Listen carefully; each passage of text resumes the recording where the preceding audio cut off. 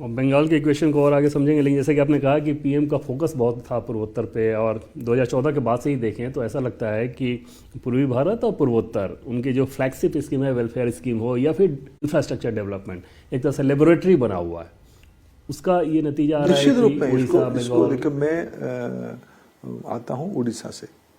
मैं पिछले 12 साल में मेरे को माननीय प्रधानमंत्री ने अवसर दिया, मैं ऐसा कोई कैबिनेट मीटिंग नहीं देखता हूँ जिसमें देश की विकास की योजना नहीं होती है और उस विकास की योजना में पूर्वी भारत की लायन शेयर नहीं होती है।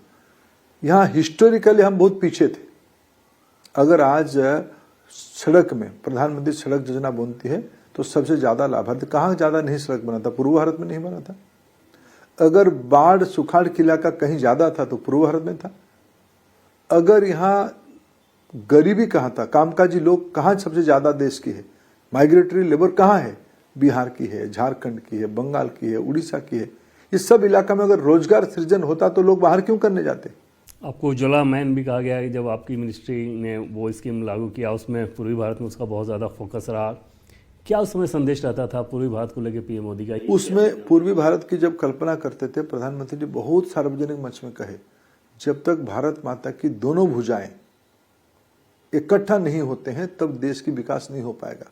हम अपीजमेंट नहीं करते हैं, तुष्टिकरण हमारी मॉडल है सैचुरेशन, सभी के लिए कर दो। जब आप कुछ चंद लोगों के लिए करोगे तो फिर किसको दोगे? प्रायोरिटाइज करोगे, फिर आपकी पसंद के लोगों को दोगे, पार्टी वालों को दोगे। बंगाल को क्या किया गया था? सुविधा सत्ताधारी लोगों को ही मिलेगा। मोदी जी की मॉडल है सत्ता सबको, सुविधा सबको मिलेगा, सत्ता से संपर्क नहीं, आवश्यकता से संपर्क। ये मैं इस चुनाव को इसलिए मानता हूं देवेंद्र जी, ये हमारी प्रधानमंत्री नरेंद्र मोदी जी की पॉलिसी के एंडोर्समेंट है, हमारे विचारधारा के एंडोर्समेंट है, हमारे आइडियाज के एंडोर्समेंट है, हमारी इंप्लीमेंटेशन स्ट्रैटेजी के एंडोर्समेंट है। ये स्वीकृति इस बार चुनाव में हमको मिला। नहीं तो पौंडीचेरी में हम दोबारा जीते, असम में तीसरी बार जीते, केरल में हम सम्मानजनक खाता खुले, अच्छे 14-15% वोट इकट्ठा करे। ये सब नहीं होता अगर हमारी पॉलिसीज को एंडोर्स नहीं होता समाज के द्वारा।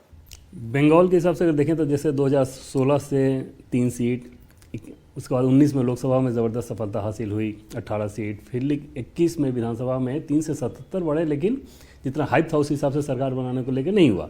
फिर 24 लोकसभा में लोकसभा का आंकड़ा भी घट गया। तो इस बार 24 के बाद अभी तक ऐसा क्या हो गया कि इतनी शानदार सफलता हासिल हुई? मैं बताऊं आपको, पिछले 50 साल में बंगाल की पॉलिटिकल प्रोसेस क्या हुआ था। पहले 34 साल कम्युनिस्टों की, बाद में इनके पास 15 साल, लगभग 49-50 साल। इसमें एक प्रमुख सत्ता, विरोधियों को दबाओ, कोई हमसे असहमत होता तो तक उसको कुचल दो, भय संतरास दिखा दो उसको। ये प्रजातंत्र की विपरीत चीज है। कम्युनिस्ट और ममता जी दोनों ने अपनाया था एक ही पंथ, पर कम्युनिस्टों ने अपना कैडर को अपनाया था। पहले कैडर को सब मिलेगा। ममता जी ने माइनॉरिटी को पकड़ा, पहले मेरे वोट बैंक सुरक्षित हो जाए। ये जो दिवालियापन था ना, समाज कभी दिवालियापन को स्वीकार नहीं करता है, समय लेता है, समय लिया, परिवर्तन हो गया। चुनाव और संगठन का आपका बहुत लंबा अनुभव है सफलताएं का हासिल करने का। बंगाल में जब आप गए इस बार चुनाव को लेकर खासतौर पर, उस मोड में जब आप गए, लंबा प्रवास आपने किया, तो वहाँ पे पहला टेक अवे क्या लगा उस समय कि क्या स्थिति है, हम क्या कर सकते हैं, और किस दिन ये लगा कि अब तो जबरदस्त जीत हासिल होगी? देखो, मैं जंगल महल गया था 1 मार्च को। पार्टी ने परिवर्तन यात्रा शुरू किया 6 जगह से, मेरे को भेजा परिवर्तन यात्रा में। गरबेटा करके एक स्थान था, माँ का मंदिर था, वहाँ उड़िया भाषाभाषी इलाका था। उड़ीसा की और झारखंड की सीमा में वो इलाका है, झारग्राम लोकसभा के अंदर। वो हमारे लिए बहुत कोई, हम 19 में झारग्राम लोकसभा जीते थे, लेकिन 21 की विधानसभा में बुरी तरह पूरा हारे थे। 30-40 हजार मार्जिन से सब सीट को हारे थे, और 21 में भी हम, 24 में भी हम लोकसभा हार गए। जब मैं वहां गया, 5-7 घंटा वहां उस स्थान पे रहा, कार्यक्रम में रहा, फिर पदयात्रा किया, संबोधन किया सभा को। शुभेंदु अधिकारी जी आए थे उस जोन में। उसमें जो मैंने बॉडी लैंग्वेज लोगों को देखा था, सभा शुरू होने की 1 घंटा पहले मैं पहुंच गया था। मैं मंदिर में बैठा था, माँ का दर्शन करके उस मंदिर प्रांगण में नीचे बैठा था। मंदिर में कई लोग आते थे, कई लोग जाते थे। उनकी जो आंखों की भाषा में पढ़ रहा था, मेरे भरोसा पहले होते थे परिवर्तन हो सकता है 1 मार्च। फिर मैं सेकेंड फेज की जो चुनाव हुआ कलकत्ता शहर आसपास में, मेरे बहुत पुराने आत्मीय हमारी पार्टी के वरिष्ठ नेता स्वपन दासगुप्ता जी चुनाव लड़ रहे थे रासबिहारी से। रासबिहारी और भवानीपुर नेबर है, आजू बाजू है। काली माँ के मंदिर की प्रांगण दोनों तरफ जाता है, रासबिहारी भी जाता है और भवानीपुर भी जाता है। और भवानीपुर वो इलाका जहां ममता दीदी के घर है, उस इलाका में हमने दर्शन करने के बाद पहला प्रचार शुरू किया। मैं भी साथ में था, स्वपन दा का। मैं डोर में स्टिकर चिपका रहा था। डोर कैंपेनिंग करना था, घर घर जाके स्वपन दा लिफलेट देते थे, अनुरोध करते थे। मैं भी अनुरोध करता था, मैं पूछता था कि मैं एक स्टिकर लगाऊं क्या आपके घर में। स्टिकर लगाने के जो आग्रह मैंने देखा, मेरे मन में कॉन्फिडेंस और एक कदम आगे गया। अंत में ऐसे एक अनुभव आया देवेंद्र जी, एक छोटा सा प्रोविजनल स्टोर था, छोटे मोटे चीज बिक्री कर रहे थे।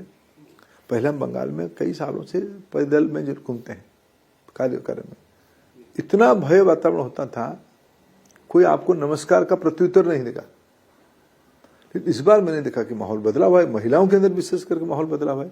जो प्रोविजनल स्टोर पे हम जाके स्टिकर लगाने के लिए पहुंचे, मैंने कहा कि क्या दादा मैं स्टिकर कहाँ लगाऊं, थोड़ा बताइए जगह कहाँ। वहां एक फ्रीजर था, फ्रीजर आइसक्रीम का था। वो जो दुकान की मालिक वो क्या कहा कि वो आइसक्रीम के ऊपर लगाओ। तब मैंने देवेंद्र जी कॉन्फिडेंस में माँ काली की पूरा मन बन चुका है आशीर्वाद हमको देने के लिए। नहीं तो ये व्यक्ति अपना फ्रीजर को डिसफिगर करके हमारी कमल की छाप आग्रह से लगवाना, ये एक संकेत था राजनीति में। स्पष्ट दिख रहा था बंगाल में। मैं सर्वदूर घुमा हूं, बांकुरा भी गया हूं, पुरुलिया भी गया हूं, मैं पूरा मिदनापुर डिवीजन में बाकी 5 लोकसभा में घुमा हूं। सर्वदूर मैं पिछले बार भी नंदीग्राम में था, इस बार भी नंदीग्राम में काम कर रहा था। सर्वदूर अभी की सरकार को उखाड़ फेंकने के लिए कमिटमेंट नहीं, एक जन आंदोलन बन चुका था। जिस प्रकार के 92% तक वोट हुआ और जिस प्रकार की सीट हमको 206 जीता, ये बीजेपी नहीं लड़ रहा था चुनाव, संघ परिवार नहीं लड़ रहा था, बंगाल की जनता लड़ रहा था। ये जो भी बंगाल की सूझबूझ वाले राजनीतिक कार्यकर्ता जा रहे थे, भी तृणमूल कांग्रेस। मैं ये जो लोकसभा में हुआ था महिला आरक्षण बिल पे जो डिबेट होने, सब आए थे हम लोग। हमें बंगाल से आए थे, फिर बंगाल लौट के चला गया। मेरे साथ एक वरिष्ठ टीएमसी के सांसद जा रहे थे, ऐसे मेरे मित्र है, हमारे प्रेम भी है। गपशप हम कर रहे थे, इधर उधर की बातचीत कर रहे थे। मेरे मन में था कि कब मेरे को चुनाव के बारे में बताए, कब बताए कि थोड़ा मैं उनसे और थोड़ा समझू चीजों को। मैं पूछ रहा था ना, बता रहे थे, समय पूरा खत्म हो गया। उन्होंने पास में कोई उनका भद्र महिला बंगाल के, उनके परिचय होंगे, उनको पूछे कि क्या होगा। उनके उत्तर में मेरा आत्मविश्वास बढ़ा, बोले होगा तो हमारी होगा। एकदम उधर उधर बाएं दाएं हम जीतेंगे कह रहे थे, लेकिन नहीं जीतने की भाषा में कह रहे थे। ये सब बड़ी लैंग्वेज साइन होता है। तृणमूल के लोग भी नहीं चाहते थे जीते, जो रीजनेबल लोग थे नहीं चाहते थे जीत जाए। कौन भाईपो के अत्याचार को संभाला, अपमान को संभालेगा। इसलिए वहां तो एक सामाजिक विवर्तन हुआ। टीएमसी के सांसद जो लोकसभा में मिलते हैं, ज़्यादातर से आप लोगों के अच्छे संपर्क रहते ही हैं, तो उसमें ऐसे बातचीत में वो टीएमसी का जो शासन चल रहा था, इस बात को लेकर वो खुद भी, ये भी आप जानते हो, उस विषय में अभी टिक्का करने की कोई आवश्यकता नहीं है। बंगाल की स्वाभिमानी बंगाली भाषाभाषी समाज में इस सरकार के ऊपर भयंकर नाराजगी था। नहीं तो आप देखिए, ममता जी पिछले बार तो हारी थी, इस बार भी हारी। दोनों चुनाव की मैसेज को पढ़िए, जो एक हवा बनाई जाती है, बंगाल की महिला, बंगाल की मातृशक्ति। हमने रेखा दीदी और सविता दीदी दोनों को लोगों ने आशीर्वाद किया, जो संदेश काली की विक्टिम थी, जो आरजीकर की विक्टिम की मां थी, दोनों को बंगाल की जनता ने जिताया। क्या मैसेज है। एक भ्रम फैलाना का कोशिश किया जाता था कि लक्ष्मी भंडार आ गया है, महिला मुख्यमंत्री, इतना किया। ये सब नाटकीय चीजों को समाज समझ लेता है।